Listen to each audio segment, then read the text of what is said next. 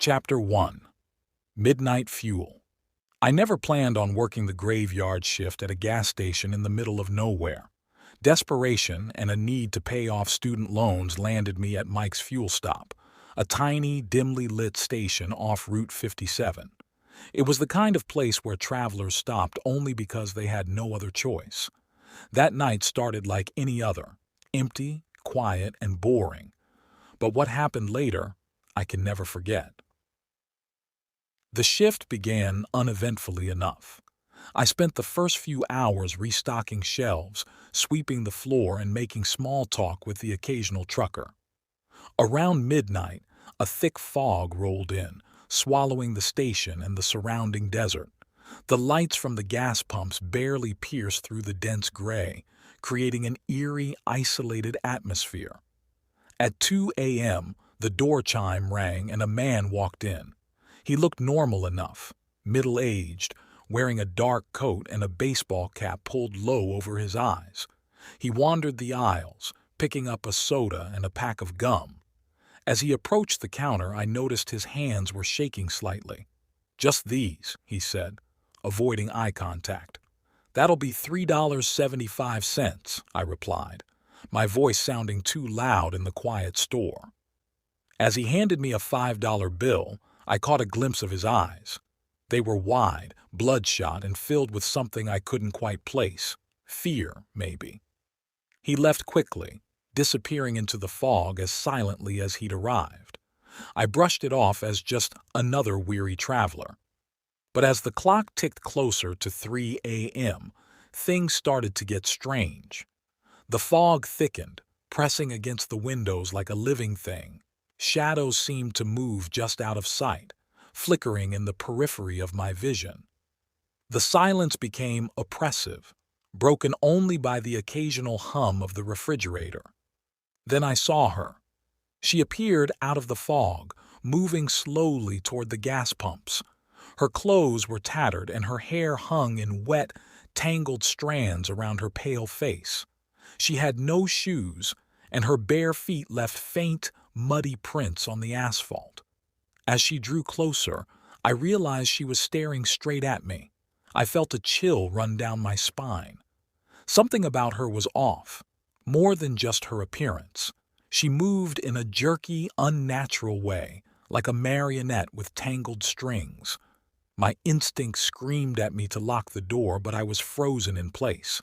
She reached the door and pushed it open. The chime sounded, unnaturally loud in the stillness. She stepped inside, leaving a trail of wet footprints behind her. Up close, her skin looked almost translucent, veins dark and pronounced beneath the surface. Her eyes were vacant, glassy. "Can I help you?" I asked, my voice trembling. She said nothing, just stared at me with those empty eyes. The silence stretched on, becoming unbearable. Finally, she spoke in a low, hollow voice. "He's coming." I blinked, confused and unnerved. "Who's coming?" But she didn't answer. Instead, she turned and walked back out into the fog, disappearing as abruptly as she'd arrived.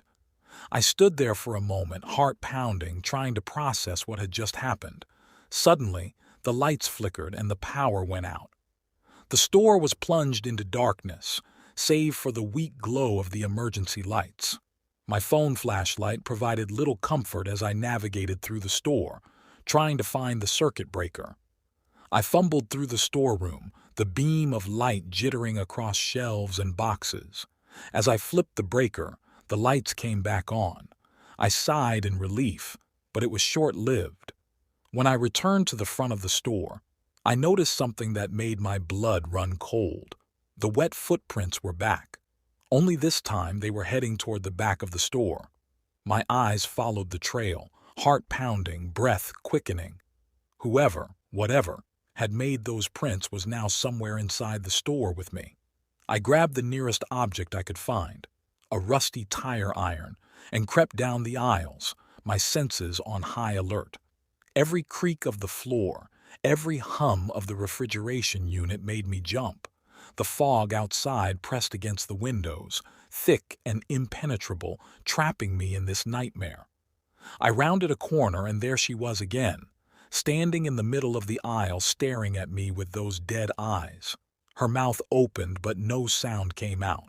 Instead, her jaw unhinged unnaturally wide, and from the darkness within, a low, guttural growl emanated. I stumbled back, tripping over my own feet. She advanced, her movements erratic and twitchy. The growl grew louder, filling the store, echoing off the walls. I swung the tire iron wildly, connecting with empty air as she dodged with impossible speed. Then she lunged. Cold, clammy hands wrapped around my wrist, pulling me down. Her strength was inhuman, her grip like iron. I struggled, kicking and swinging, but she held on, her eyes boring into mine with a malevolent intensity. The growl turned into a deafening roar, drowning out my screams. With a final, desperate effort, I wrenched free and ran toward the door. I could feel her behind me, the air thick with her presence. I threw myself outside, the cold night air a stark contrast to the suffocating atmosphere inside the store. The fog swallowed me, but I didn't stop running. I sprinted across the parking lot, past the gas pumps, and into the desert beyond. Only when I was sure I was far enough away did I collapse, gasping for breath. I never went back to Mike's fuel stop.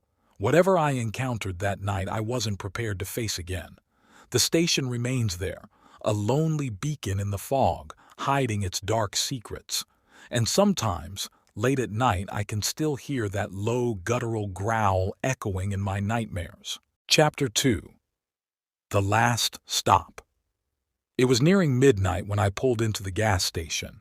The old neon sign flickered, casting an eerie glow over the dilapidated pumps and the shadowy corners of the lot. I was on a long, lonely stretch of highway, miles from the nearest town, and my gas gauge was perilously close to empty. I had no choice but to stop here, at this seemingly forgotten relic of the past. I stepped out of my car and felt the cold night air bite at my skin. The place was dead silent, save for the occasional rustle of the wind through the sparse trees lining the road. There were no other cars, no attendants, no signs of life. The station's convenience store was a small, grimy building with a few flickering lights visible through the smudged windows. I walked up to the pump, but as I reached for the nozzle, I noticed it was covered in grime and cobwebs. A chill ran down my spine. It looked like it hadn't been used in years. I tried to brush off the feeling of unease and went inside to see if there was anyone who could turn on the pump for me. The bell above the door jangled loudly as I entered, echoing through the empty store. The interior was dimly lit, with rows of dusty shelves holding outdated snacks and canned goods. The air was thick with the smell of mold and decay. I approached the counter where an old cash register sat unattended. Behind the counter was a door marked "Employees Only." I hesitated for a moment before calling out, "Hello? Is anyone here? I need some gas." There was no response. I called out again, louder this time, and still nothing. Frustration and fear began to set in. I glanced around the store, hoping to find something useful. As I turned back towards the counter, I noticed a set of keys lying on top of the register. They were old and rusted, but one of them had a tag that read "Pump Control." I reached for the keys, but as soon as I touched them, a sudden icy breeze blew through the store, slamming the door behind me shut. I spun around, heart pounding, and saw that the lights had dimmed even further. The shadows seemed to stretch and twist, creeping closer to where I stood.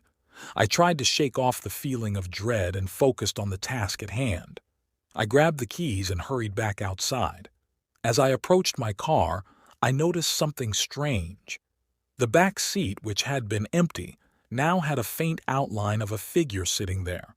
I froze, my breath catching in my throat. I blinked, and the figure was gone. I shook my head, trying to convince myself it was just my imagination playing tricks on me. I found the control panel for the pumps near the side of the building. With trembling hands, I inserted the key and turned it. The pumps whirred to life, and I quickly started fueling up my car. The whole time, I couldn't shake the feeling that I was being watched. I glanced over my shoulder repeatedly but saw nothing. The tank was nearly full when I heard a faint whisper. It was so soft that I thought it might be the wind, but it came again, more distinct this time. "Get out, while you can." I spun around, my eyes scanning the darkness. There was no one there. I yanked the nozzle out of my car, my hands shaking so badly I nearly dropped it. I replaced the pump and got back into my car, locking the doors behind me. My heart was racing as I started the engine and pulled away from the station. As I drove down the empty highway, I couldn't shake the feeling of dread. The darkness seemed to close in around me, the road stretching endlessly into the night. I glanced in my rearview mirror and saw a pair of glowing eyes staring back at me from the back seat. I slammed on the brakes, spinning around to confront whatever it was, but the back seat was empty. I took a deep breath, trying to steady my nerves. I told myself it was just stress and fatigue. I had been driving for hours after all. But deep down, I knew there was something wrong. Something had followed me from that gas station. The rest of the drive was a blur. I finally saw the lights of a small town up ahead and felt a wave of relief. I pulled into the first motel I saw, eager to get out of the car and into a well-lit room. The parking lot was empty, and the front desk was manned by a sleepy-looking clerk who handed me a key without asking too many questions. Once inside my room, I locked the door and double-checked the windows. I collapsed onto the bed, exhaustion washing over me. But as I lay there, staring at the ceiling, I heard it again. The whisper. "Get out, while you can." I bolted upright, my eyes scanning the room. In the dim light, I saw a shadow move in the corner. It slowly took shape, forming into the outline of a person. I backed up against the headboard, my heart pounding in my chest. The figure stepped closer, and I saw its face. It was pale, almost translucent, with hollow eyes that seemed to pierce into my soul. It opened its mouth, and I heard the whisper again, louder this time. "Get out, while you can." I scrambled off the bed and ran for the door.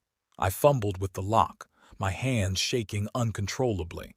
I threw the door open and ran into the night, not caring where I went as long as it was away from that thing. I didn't stop running until I reached the outskirts of town. I collapsed onto the ground, gasping for breath. When I finally dared to look back, I saw nothing but darkness. The figure was gone, but the fear remained, a cold, gnawing presence that I knew would never leave me.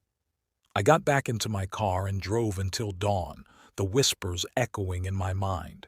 I knew I could never escape it. The gas station was just the beginning.